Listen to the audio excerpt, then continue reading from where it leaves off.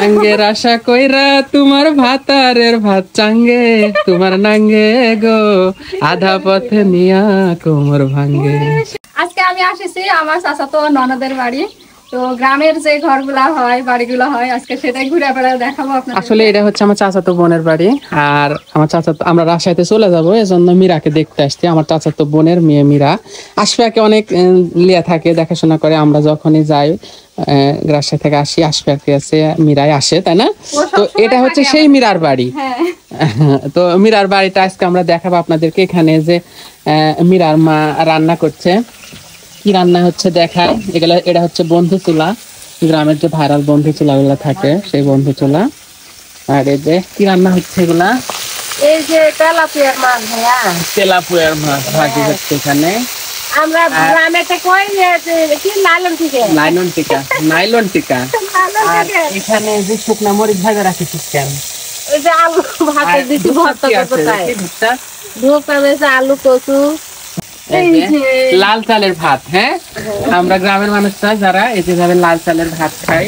আর এইখানে যেগুলো হচ্ছে তরকারি, দেখেন গ্রামের তরকারি, বেগুন, পেঁয়াজ, রসুন, আলু। আর ওইখানে আমার বোনের শাশুড়ি যে মাছ কাটতেছে, ওইখানে আছে এগুলা কিসের মাছ?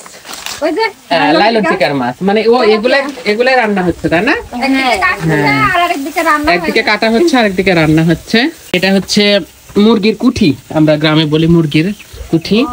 এইখানে এই যে হাঁস, চুনা হাঁস, গ্রামে একটা বাড়িতে সবই থাকে বাচ্চা ফোটানোর জন্য। এই যে ডিম নিয়ে বসে আছে মুরগি, বাচ্চা ফোটাবে। তাই গ্রামে বসবাস করলে গরু, ছাগল, হাঁস, মুরগি সবই পালতে হয়। চলেন আজকে আপনাদেরকে দেখাবো গ্রামের ঘরগুলা কেমন হয়, এরকম টিনের বাড়ি।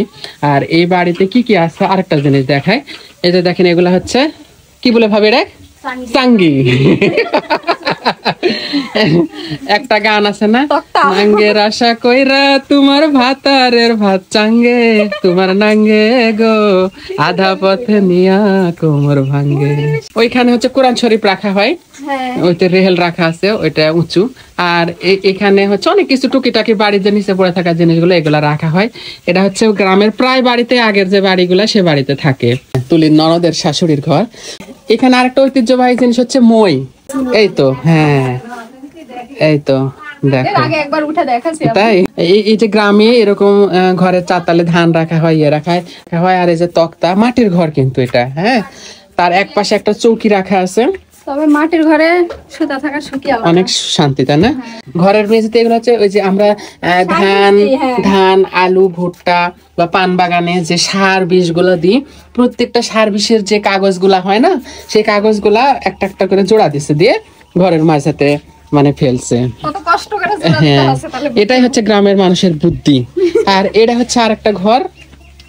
এই ছিল আমাদের আজকের ভিডিও। সবাই ভালো থাকবেন, সুস্থ থাকবেন এবং আমাদের জন্য সবাই দোয়া করে দিবেন। আল্লাহ হাফেজ সবাইকে। আল্লাহ হাফেজ।